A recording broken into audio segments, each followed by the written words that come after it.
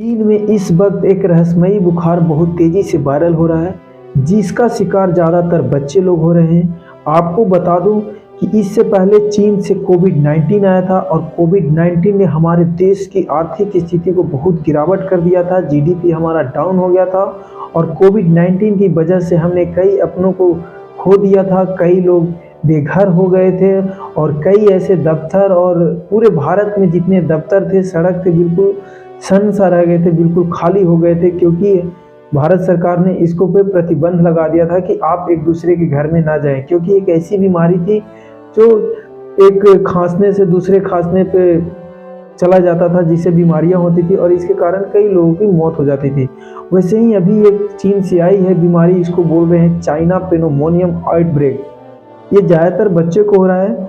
बता दूं, चीन में प्रतिदिन 7,000 से ज़्यादा बच्चे बीमार हो रहे हैं इस बीमारी से, जिसमें क्या होता है, बच्चों को अंदर सांस लेने की दिक्कत होती है, बुखार होता है, इन्फ्लुएंजा टाइप में होता है। और चीन में जितने भी दुकान हैं या फिर अस्पताल हैं या फिर स्कूल हैं, सारी जगहों पे सैनिटाइजेशन चालू हो गया है, क्योंकि चाइना एक ऐसी देश है जो कई कई प्रकार की बीमारियां निकालता है, लेकिन वो किसी को बताता नहीं है। लेकिन चाइना के जितने भी लोग बाहर रहते हैं वो अपने ट्विटर हैंडल से लोगों को जानकारी देते हैं कि चाइना में इस तरह की बीमारियां फैल रही है। और WHO ने भी चाइना के देश पे ये सवाल खड़ा किया है कि अगर ये बीमारियां हैं तो कृपया आप इसको साझा करें, क्योंकि अगर ना साझा करेंगे तो अगर कहीं दूसरे देश में फैलता है तो इसका जिम्मेवार आप होंगे। तो इसलिए, क्योंकि इससे पहले चाइना जब कोविड-19 आया था तो WHO ने उसको जब दबाव बनाया था तो वो बिल्कुल एक्सेप्ट नहीं कर रहा था, लेकिन बाद में उसने एक्सेप्ट किया था, क्योंकि चाइना बहुत ज़्यादा पावरफुल देश है, इसके कारण वो किसी चीज़ को जल्दी मानता नहीं है। तो अभी आपके घरों में भी अगर बच्चे हैं तो अभी सावधान रहें। भारत सरकार इस पर बहुत बड़ी एक्शन लेने वाली है। जितने भी हमारे राज्य हैं और केंद्र शासित प्रदेश हैं जो चाइना के बॉर्डर से अटैच होते हैं, उन सारे जगहों पर स्वास्थ्य मंत्रालय की कमेटी बैठा दी गई है और वहाँ पे स्वास्थ्य की सबसे ज़्यादा से ज़्यादा दवाइयाँ मुहैया कराई जा रही है, ताकि ये बीमारी हमारे देश के अंदर प्रवेश न करे और जिससे हमारे बच्चों को या फिर हमारे आने वाले समय में किसी प्रकार की किसी को खेद न पहुंचाएं। तो आज हम इसी पे बात करेंगे। कृपया आप मेरी चैनल पे बने रहना, और अभी तक मेरे चैनल को सब्सक्राइब नहीं किए हो तो कृपया करके मेरी चैनल को सब्सक्राइब करें, बेल आइकन दबाएं और इस वीडियो को ज़्यादा से ज़्यादा शेयर करें, ताकि आने वाले भविष्य में अगर इस प्रकार की बीमारी हमारे भारत में आता है तो हम इसको मजबूती के साथ लड़ेंगे और एक स्वस्थ परिवार के साथ रहेंगे। तो चलिए हम सीधे इस बीमारी पे बात करते हैं। अस्पतालों में बीमार बच्चों की भीड़ उमड़ने के कारण उन पर दबाव बढ़ रहा है। चीन में ही पहली बार कोविड-19 महामारी सामने आई थी। इसके 4 साल बाद चीन में फिर एक बार निमोनिया जैसी सांस की बीमारी के बढ़ने से पूरी दुनिया में चिंताएं बनी हुई है। बहरहाल इसे मेडिकल एक्सपर्ट सर्दियों की शुरुआत में फैलने वाले इन्फ्लुएंजा से जोड़ रहे हैं। इसके बावजूद भारत ने रविवार को सभी राज्यों और केंद्र शासित प्रदेशों में एक हेल्थ एडवाइजरी जारी की है, जिसमें उनसे उत्तरी चीन में बढ़ते मामलों के बीच सार्वजनिक स्वास्थ्य तैयारियां की तुरंत समीक्षा करने को कहा गया है।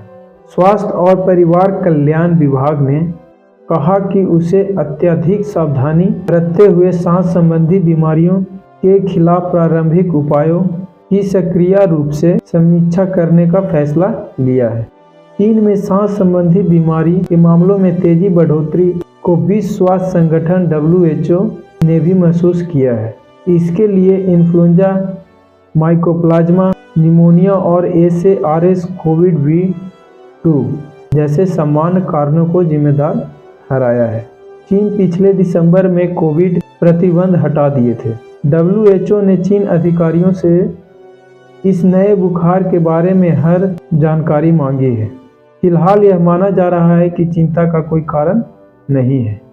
विशेषज्ञों ने कहा कि ऐसा बहुत कहने के बहुत कम कारण है कि ये मामले किसी नए वायरस के कारण हुए हैं।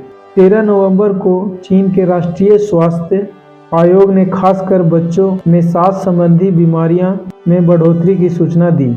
अधिकारियों ने इस बुखार को बढ़ते मामलों के लिए कोविड प्रतिबंधों के अंत, ठंड के मौसम के आने और influenza, mycoplasma, pneumonia respiratory syncytial virus ORS और कोविड का कारण बनने वाला वायरस SARS-CoV-2 के प्रयास को जिम्मेदार ठहराया है।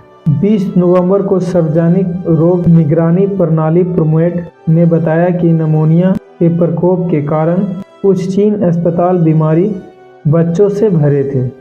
प्रमोद ने ही पहली बार रहस्यमयी निमोनिया के मामले के बारे में प्रारंभिक चेतावनी जारी की थी, जो बाद में कोविड के तौर पर उभर कर दुनिया के सामने आया था।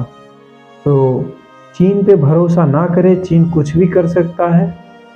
आप लोगों का ये जानकारी देना मुझे उचित लगा, क्योंकि चीन का वायरस बहुत तेज़ी से फैलता है और आप लोग जितने भी आपके घर में बच्चे हैं या स्कूल भी जाते हैं तो कृपया उन पे खास करके ध्यान रखें और सैनिटाइजिंग अगर अभी बंद कर रखे हैं तो सैनिटाइजिंग आप चालू करें, ताकि किसी प्रकार का आगे अनहोनी का खतरा ना हो। अगर मेरा न्यूज़ अच्छा लगा हो तो प्लीज़ सब्सक्राइब कर लेना। जय हिंद।